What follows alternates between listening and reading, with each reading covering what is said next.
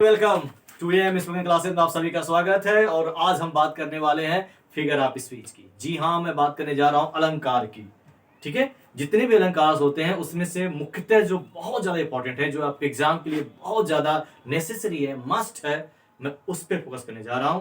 पहले बात कर लेते हैं, what is figure of speech. अलंकार क्या होता है? अलंकार ऐसे समझिए, नाम देखिए क्या है, फिगर ऑफ स्पीच, है ना। तो स्पीच में से होता है भाषण देना। और फिगर क्या होता है कि जिसने कहते हैं मॉडल पे होता है, बोलते हैं इसका मॉडल का जो फिगर है वो बहुत अच्छा है।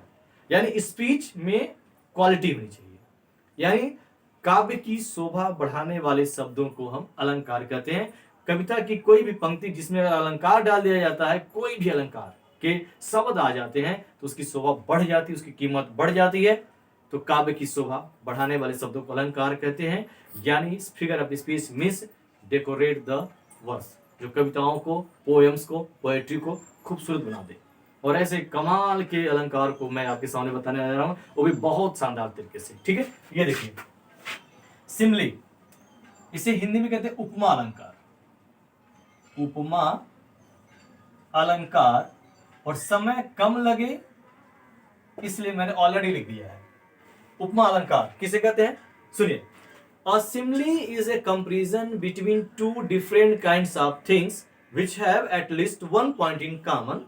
The comparison words as, like, or so are used in it. Clear? अब यहां मैं बताने जा रहा हूं कि a simile is a comparison, ये पकड़ेंगे हम। सिमली तुलना है, कंपैरिजन है, तुलना की जाती है between two different kinds of thing. याद रखिएगा, ये मेन पॉइंट है। तुलना तो होती है लेकिन एक समान लोगों में नहीं, दो डिफरेंट चीजों में, दो डिफरेंट चीजों की, वस्तुओं के, व्यक्तियों के बीच में तुलना करते हैं, तब जाके वो सिमली बनता है। कैसे? जैसे Maharana Pratap was as brave as lion. Maharana Pratap एक अलग जेंडर हो गया, लायन एनिमल्स हो गया। इन दोनों में एक क्वालिटी जो कॉमन हो वो क्या थी? ब्रेव, बहादुरी का। अब ये कहा जाए कि Maharana Pratap was as brave as Baahubali, ये सिमली नहीं हो सकती है, वो सिमली बिल्कुल नहीं है। क्यों? क्योंकि दोनों सेम जेंडर के हो जा रहे हैं। समझ रहे हैं? दो डिफरेंट होना चाहिए, दोनों सब डिफरेंट होने चाहिए। ठीक है, अब ये नहीं कि she is as beautiful as her sister, दोनों बराबर हो जा रही हैं, दोनों फीमेल हो जा रही हैं, ये गलत है। She is as beautiful as the rose, है ना। दो अलग अलग तुलना होनी चाहिए। ये लिखा है डिफरेंट काइंड्स ऑफ थिंग्स, दो भिन्न भिन्न वस्तुओं में, और which have at least one point in common, उन दोनों के बीच में कोई एक गुण जो सेम होना चाहिए, कॉमन होना चाहिए। और यही नहीं, ये बहुत आसान है। ये क्या? द कंपैरिजन वर्ड, इसमें तुलनात्मक शब्द दिए रहते हैं। जैसे एज दिया रहेगा, कौन नहीं जान जाएगा। लाइक दिया रहेगा, कौन नहीं जान जाएगा। सो सब जान जाएंगे, हर कोई जान जाएगा। किसी कविता में अगर एज लिखा है, लाइक लिखा है या सो, तीनों में से कोई एक लिखा है तो फटा दे, जान जाएंगे हम क्या कि ये तो सिमली अलंकार है। समझ आ रही है ना? बस ये याद रखना है कि जो तुलना हो रही दोनों के बीच में, वो दोनों डिफरेंट होने चाहिए। ठीक है, सेम कैटेगरी, सेम जेंडर का नहीं होना चाहिए। क्लियर? ओके, कुछ एग्जांपल्स में बता रहा हूं। She is as fresh as dew, she is as fresh as dew, यानी वह उतनी ही फ्रेश है जितनी की क्या है? ड्यू माने ओस है। यानी दोनों के बीच में एक गुण कॉमन है, वह फ्रेशनेस का, फ्रेश है। ओके, ये देखिए, she hangs like star in the dew of our song, palanquin bearer Sarojini Naidu, the nightingale of India. जी हाँ, प्लेंक्यू बियरर वो चैप्टर है, पालकी ढोने वाले एक चैप्टर है, जिसको कंपोज किया है सरोजिनी नायडू जी ने, जिन्हें भारत की कोकिला कहा जाता है। उन्होंने लिखा है कि सी माने हुआ, यानी पालकी को कह रही हैं कि पालकी ऐसे लटकती है, ऐसे लटकती है जैसे तारे ओस की बूंदों में लटके रहते हैं, है ना। तो दोनों की लटकना कॉमन हो गया, दोनों, एक तारा एक पालकी है। लेकिन ये वर्ड जैसे ही आ गया लाइक, हम समझ के बस करिए भाई ये तो सिमली अलंकार है। या है, क्या लाइन है, लिव लाइक ए हर्मिट, जीवन जिए कैसे? जैसे एक सन्यासी जीता है। And work like a horse, और काम करिए जैसे कि एक घोड़ा करता है। सच बात है कि लीव, अपनी जिंदगी को ऐसे जीने से सन्यासी, कोई दिखावा ना हो, कोई दिखावा ना हो, आप जैसे हो वैसे अपने आप को प्रस्तुत करो। ठीक है, सिंपल लाइफ, हाई थिंकिंग। तो जिंदगी जीजिए जैसे एक सन्यासी का। और सच मानिए कि आपको स्टूडेंट है ना, तो आपको भी ऐसी करना चाहिए। एक लाइन लिखा रहता है, टाली के पीछे, ट्रक के पीछे, बसों के पीछे, वर्क इज वर्शिप, कर्म ही पूजा है। रियली में अगर आप स्टूडेंट हैं तो आप अगर ईमानदारी से पढ़ रहे हैं, ऐसा नहीं किताब खोलिए मोबाइल रख लिए हैं और पापा इधर है तो आप ऐसे दिखा रहे हैं, पढ़ नहीं रहे हैं, आप चैटिंग कर रहे हैं, आप या किसी ऑफिस में काम करते हैं, आप मोची हैं या बहुत बड़े अंबानी हैं, लेकिन अगर आप ईमानदारी से अपना काम कर रहे हैं तो you need not to go to temple, mosque, church, gurdwara, आपको कहीं जाने की जरूरत नहीं है, क्योंकि कर्म ही आपका पूजा। अगर आप ईमानदारी से वो काम कर रहे हैं फिर आपको you know need to keep fast, आपको व्रत रखने की भी जरूरत नहीं होगी, क्योंकि जो काम आपका है वही आपकी पूजा है। भगवान श्री कृष्ण ने भगवत गीता में कहा था। तो ईमानदारी से अपने काम को करेंगे तो वही आपके लिए पूजा का, अर्चना का काम होगा, फिर आपको और कोई कहीं जाने की जरूरत नहीं पड़ेगी। क्लियर? अब देखिए मेटाफोर, ये होता रूपक अलंकार, ये है रूपक अलंकार। अब देखिए मेटाफर और रूपक अलंकार में बस फर्क इतना सा, बहुत जरा सा फर्क है, बहुत कुछ नहीं फर्क मैं बताऊं आपको। बस एक चीज है, उसमें उपमा देते हैं, उसमें क्या करते हैं, उपमा देते हैं कि अरे भाई राणा प्रताप उतने बहादुर है जितने की शेर है, और रूपक में कहते हैं कि राणा प्रताप ही शेर है। वही क्या है, वही शेर है, रूप उनका दे दिया जाता है। राणा प्रताप को शेर का रूप ही दे देगा क्या, कि Rana Pratap is a lion, is a lion, शेर है। क्लियर? तो metaphor is an implied simile, यहां लिखा हुआ देख लीजिए, a metaphor is an implied simile, छुपी हुई उपमा होती है, उपमा होती है पर छुपी हुई होती है, हम डायरेक्ट कह देते हैं कि वो है नहीं, वो ही है, उसके जैसा नहीं है, वो है। समझ गए? Her face is as her face as beautiful as the rose, है उसका चेहरा उतना खूबसूरत जितना गुलाब है। और जब ये कहा जाए कि हर फेस इज ए रोज, उसका चेहरा ही क्या है, गुलाब है, मान लिया गया ना, रूप दे दिया गया उसका, तो रूपक अलंकार हो गया, मेटाफर हो गया। देखिए अ metaphor is an implied simile, और अच्छी बात बताऊं इसमें क्या होता है, इसमें द कंपैरिजन वर्ड जो होते हैं एज, लाइक या सो, इनका प्रयोग नहीं होता है, डायरेक्ट रूप दे दिया जाता है। ये देखिए Kalidas is the Shakespeare of India, यानी कालिदास को शेक्सपियर मान लिया गया है, शेक्सपियर का रूप दे दिया गया है। Life is but A walking shadow, जीवन क्या है, एक चलती फिरती छाया तो है, जीवन को एक चलती फिरती छाया। लाइफ इज स्टेज, जीवन एक मंच है, जीवन को एक मंच के रूप में कर दिया गया। लाइफ इज ए स्टेज, जीवन एक मंच है, मतलब डायरेक्ट मान लिया जाता है, डायरेक्ट कह दिया जाता है, तो वो रूप दे दिया जाता है, वो मेटाफर हो जाता है। अब आइए पर्सोनिफिकेशन, इसे बोलते हैं मानवीकरण, मानवीकरण। समझिए इन पर्सोनिफिकेशन मानवीकरण अलंकार में क्या होता है कि हम लाइफलेस, जो जान ना हो उसमें, निर्जीव हो, डमी हो, लाइफलेस कोई चीज हो, कोई वस्तु हो, या कोई विचार हो, जैसे अब्स्ट्रैक्ट नाउन्स हो, विचार हो, समझ रहे हैं, जैसे लव, ऑनेस्टी, ये सब विचार हो, और इनको ऐसे कहा जाए कि जैसे वो जिंदा है, जैसे उनके अंदर आदमी जैसे एक्टिविटी हो रही है, प्राण उनके अंदर हो, ऐसा कह के कोई लाइन लिखी जाए, समझिए वह पर्सोनिफिकेशन अलंकार। अरे पर्सन है, ऑफिकेशन मतलब क्वालिटी है, पर्सन की क्वालिटी है, यानी उसके अंदर व्यक्तित्व तो डाल दिया गया, जान डाल दिया गया है, मरे हुए आदमी में जान डाल के इसे कह दिया जा रहा है कि उसके अंदर जान है। जैसे चेयर इज कॉलिंग यू, कुर्सियां तुमको बुला रही है, कुर्सी थोड़ी बुलाती है, आदमी बुलाता है ना, लेकिन नेताओं को क्या लगता है कि चेयर इज कॉलिंग, कुर्सी बुला रही है, कुर्सी नहीं बुला सकती ना, कुर्सी नहीं बुला सकती, लेकिन ऐसे कह दिया जाए कि कविताओं में कि चेयर इज कॉलिंग अस, कुर्सी हमें बुला रही थी, तो बुला तो आदमी रहता है, लेकिन अगर ऐसा कहा जाता है कि उस निर्जीव चीज को ऐसे प्रस्तुत किया जैसे सजीव है, तो समझ जाइएगा वो अलंकार कौन सा है, मानवीकरण अलंकार है। यहां देखते हैं इन पर्सोनिफिकेशन, पर्सोनिफिकेशन मानवीकरण अलंकार में लाइफलेस, निर्जीव ऑब्जेक्ट, वस्तुओं, व्यक्तियों के, किसी भी चीज को, व्यक्ति हो नहीं सकता है, वस्तुओं को, या एब्स्ट्रैक्ट आइडियाज, भाववाचक, मैंने बताया ना, भाववाचक जो विचार हो उनको प्रेजेंटेड किया जाता है, आर प्रेजेंटेड, ऐसे प्रस्तुत करते हैं एज पर्सन, जैसे आदमी हो और हैविंग ए लाइफ, क्या रखा हो, जीवन। क्या है भाई, ये डिफरेंस बहुत ईजी है। जैसे एक सबसे बड़ा एग्जाम्पल शेक्सपियर ने लिखा था, यहां दिख रहा हूं मैं, लिखिए लव इज ब्लाइंड, ये मर्चेंट ऑफ वेनिस में शेक्सपियर ने लिखा है, लव इज ब्लाइंड, प्यार अंधा होता है। और अंधा कौन होता है बताइएगा, अंधा हम और आप होते हैं ना, इंसान हो रहा है ना, ये तो होना नहीं, लेकिन ऐसे कहा जाता है कि प्यार ही अंधा है, लव इज ब्लाइंड, उसको हम सजीव मान ले रहे हैं, अरे भैया वो अंधा हो गया है, समझ रहे हैं ना। तो ऐसी चीज को जब ऐसे प्रस्तुत किया जाए जैसे कि उसके अंदर सजीवपन आ गया है, ठीक है, तो वो मानवीकरण अलंकार। जैसे कुछ एग्जांपल मैं दिखाऊं, let not ambition mock their is foot toils, ये मेरी फेवरेट लाइन है, an elegy written in country churchyard, Thomas Gray साहब ने लिखा है, उसकी ये लाइन है, बहुत पॉपुलर लाइन है, ये एलिजी है कि कह रहा है कि एम्बिशन माने महत्वाकांक्षा, एक विचार है ना, एक अब्स्ट्रैक्ट आइडियाज है। अब कह रहा है विचार को मजाक नहीं उड़ाना चाहिए। अरे मजाक आदमी उड़ाता है, लेकिन विचार मजाक उड़ा रहा है, तो विचार को सजीव मान लिया गया है, वो मानकर अलंकार हो गया। ये देखिए, अ लाई हैज नो विंग्स, झूठ के पैर नहीं होते हैं। अरे भाई जाहिर सी बात है, पैर इंसान के होते हैं, लेकिन झूठ के पैर होते हैं, इसे कहा दिया जा रहा है। इसका मतलब है वह मानवीकरण माना गया। या डेथ लेस इज ऐसी हैंड्स, देखिए क्या गैब लाइन है, मेरी फेवरेट है, लेस ऐसी हैंड ऑन किंग्स, मृत्यु अपने हाथों को, देखिएगा, ऐसी ठंडे हाथों को राजाओं को भी पकड़ती है, किसी को छोड़ती नहीं है, मृत्यु सबको पकड़ती है। अच्छा, हाथ किसके होते हैं? इंसान के होते हैं, मृत्यु के थोड़ी ना होते हैं।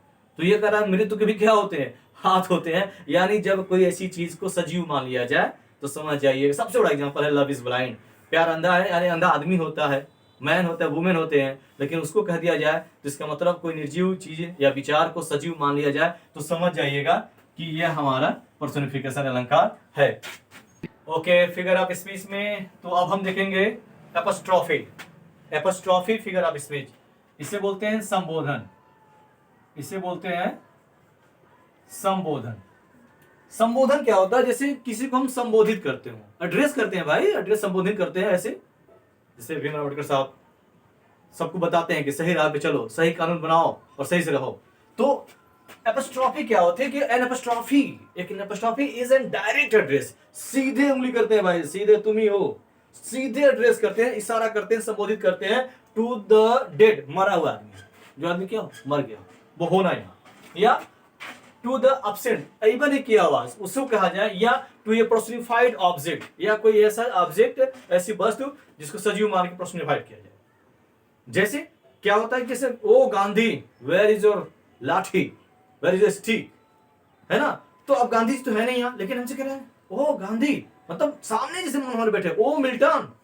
अब जब मिल्टन सब तो कभी चले गए हैं, लेकिन O Milton where is your poetry, आपकी कविता कहाँ है? सीधे कहा जा रहा। जैसे कलन ओ डेथ, है मृत्यु, यानी ऐसे कहा जा रहा जैसे वो यहाँ पास में एक सामने खड़ी हमारे। देखिए एग्जांपल में, ओ डेथ कम सून, किसी कवि ने लिखा था, बहुत ही वो लेमेंट था, एक बिलाप था कि ओ डेथ कम सून, ए मृत्यु वहां क्यों खड़ी है, जल्दी यार। या ओ सीजर, ओह क्या बात है, जूलियस सीजर, विलियम शेक्सपियर साहब ने लिखा है, O Caesar, Julius Caesar, thou art mighty yet, तू अभी भी शक्तिशाली है। आपको पता है कि सीजर जब मारा जाता है उसका घोस्ट लौट के आता है, उसका भूत लौट के आता है, और ब्रूटस कहता है अरे बाप रे बाप, मरने के बाद भी यह सीजर इतना ही शक्तिशाली है। तो वो कहता ओ सीजर, वो मर गया, खत्म हो गया, फिर भी उसको जैसे कहता है, ऐसे संबोधित किया जा रहा है जैसे वो सामने ही है। O death where is your sting, अरे मृत्यु तेरा डंक कहाँ है, मतलब ऐसे कहा जा रहा है जैसे वो सामने ही, जैसे कोई आपका नहीं आया, ओ रमेश जैसे सामने ही है, ये नहीं है, यहाँ नहीं है, सामने आया नहीं, लेकिन O Ramesh where is your power, अरे तू रहता तो अपना पावर बताता। यानी किसी अनुपस्थित व्यक्ति, वस्तु या मरी हुई चीज को ऐसे संबोधित किया जाए जैसे वो हमारे सामने। और सबसे बड़ी बात उसमें देखिएगा, ये संबोधन के शब्द आते हैं, संबोधन के, जी बिल्कुल ये संबोधन के शब्द ही उसमें आते हैं, ठीक है, बिल्कुल आसान से। और ये क्या, ये परिभाषा, an apostrophe is a direct address to the dead, an apostrophe is a direct address to the dead, सीधे एड्रेस करता है मरे हुए आदमी को, एब्सेंट या पर्सनिफाइड ऑब्जेक्ट या आइडियाज। हाँ, ऑब्जेक्ट या आइडियाज भी हटा सकते हैं, ऑब्जेक्ट या आइडियाज भी डाल सकते हैं आप, आइडिया, ठीक है। ये देखिए ऑक्सीमोरन को बोलते हैं हिंदी में विरोधाभास,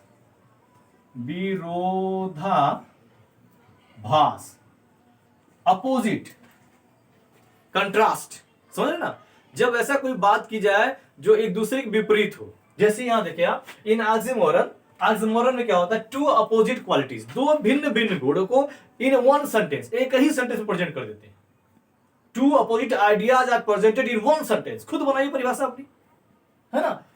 इन oxymoron two opposite qualities are presented to the same things, एक ही कह देते हैं, जैसे I am regular irregular, I am regular irregular, regular भी और रेगुलर भी, ये कैसे हो सकता है भाई। आई एम आइडली बिजी, यहां देखिए, जैसे यहां देखिए, ही इज आइडली बिजी, वह खाली बिजी है। अरे भाई खाली भी बिजी भी कैसे हो गया, आइडली माने खाली, बिजी माने व्यस्त, खाली भी और बिजी भी है।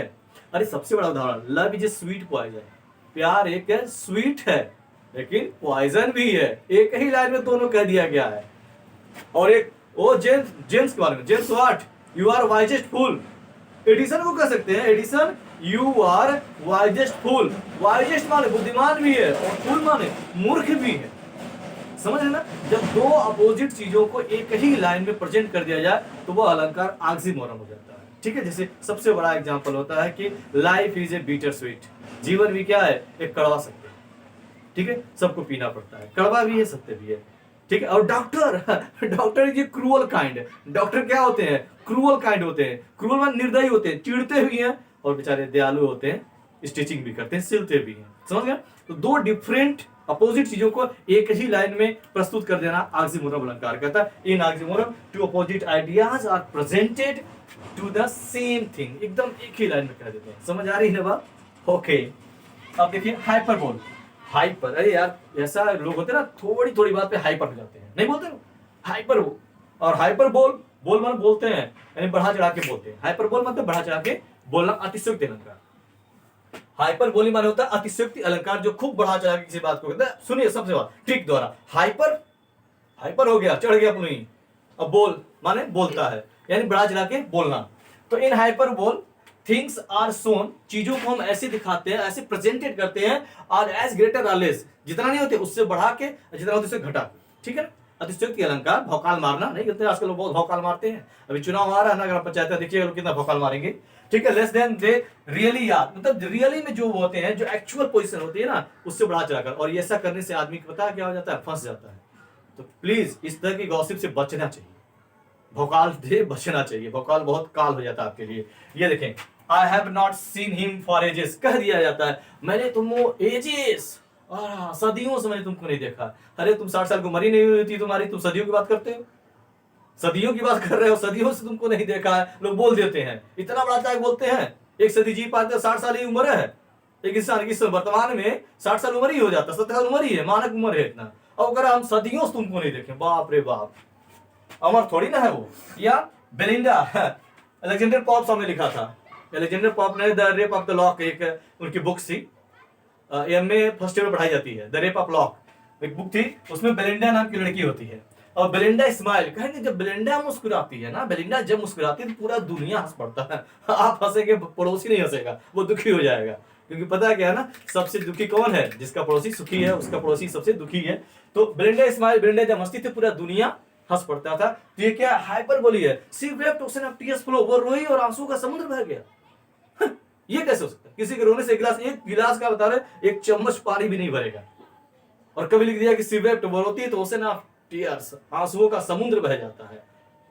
In the battle field blood of river flow, युद्ध के मैदान में खून की नदी बह जाती है। अरे इतना बहता तो ब्लड बैंक वाले सब भर लेते, सब भर के डब्बा डब्बा भर के रख देते। लेकिन लिखा जाता है ना, युद्ध के मैदान में खून की नदियां बह गई, बढ़ा चढ़ा के प्रस्तुत किया जाता। ये कवियों का काम था, राजाओं को खुश करने के लिए, उनको अच्छा करने के लिए, उनको बढ़ा चढ़ा के कहने के लिए बढ़ा चढ़ा के कह देते थे। तो अतिशयोक्ति अलंकार हाइपरबोली का मतलब होता है जब किसी बात को नॉर्मल से बहुत बढ़ा चढ़ाकर या बहुत घटा के कहा जाए तो वो हाइपरबोल होती है। ठीक है ना? देखिए इन हाइपरबोल तो things are shown or greater or less, ठीक है, देन दे रियली आर। अब आप देखिए आनोमोटोपोइया, आनोमाटोपोइया, आनोमाटोपोइया ये होती है ध्वनि सूचक, ध्वनि सूचक अलंकार होता है। इसमें ध्वनि साउंड से पता चलता है, चीजों के साउंड से पता चलता है। जैसे in this figure of speech, इस अलंकार में साउंड सजेस्ट, साउंड ही सजेस्ट करता है, सजेशन देता है क्या कि सेंस क्या कहना चाह रहे हैं और क्या मीनिंग है, क्या अर्थ है। आवाज से ही इस अलंकार में साउंड सजेस्ट द मीनिंग, बस इतना याद रखिए। In oxymoron sorry in onomatopoeia sound suggest the sense या meaning, sound suggest the sense या मीनिंग। जैसे the curfew tolls the knell of parting day, यह कविता की जो लाइनें हैं, यह analogy written in country churchyard, ठीक है, जो थॉमस के सामने उसी की लाइन है कि चर्च का घंटा बजता है और बजने से ही पता चल जाता है कि दिन क्या हो गया, समाप्त हो गया है। तो आवाज से ही, उस घंटे की आवाज से ही, जो बेल बजती है ना चर्च में, उससे पता चलता है कि समय हो चुका है। इवन जब अजान होता है ना तो आवाज सुन के पता चलता है भैया 1:15 हो गया है, या जब 4 टाइम जिस टाइम बस उस समय अंदाजा लग जाता है। या यहाँ देखें द कैट्स म्यू, म्यू मतलब वो बोल रही है ना आवाज से। या वाटर लैपिंग, पानी कल कल कल कर चल रहा है। The snake hiss, the snakes hiss hiss, तो उसकी आवाज से ही पता चल जा रहा है कि वो क्या कहना चाह रहा है। तो ये होती है ऑनोमोटोपोइया अलंकार। तो प्लीज ये 7 अलंकार से मैंने कवर किया है आज में, और ये बहुत इंपॉर्टेंट है, बहुत शानदार तरीके से बताया है। तो प्लीज इसको लर्न करिए, इस एग्जाम्पल को फॉलो करिएगा, और प्लीज अगर सच में वाकई पसंद आ रही है तो लाइक करिए, सब्सक्राइब करिए और शेयर करिए। Have a good day.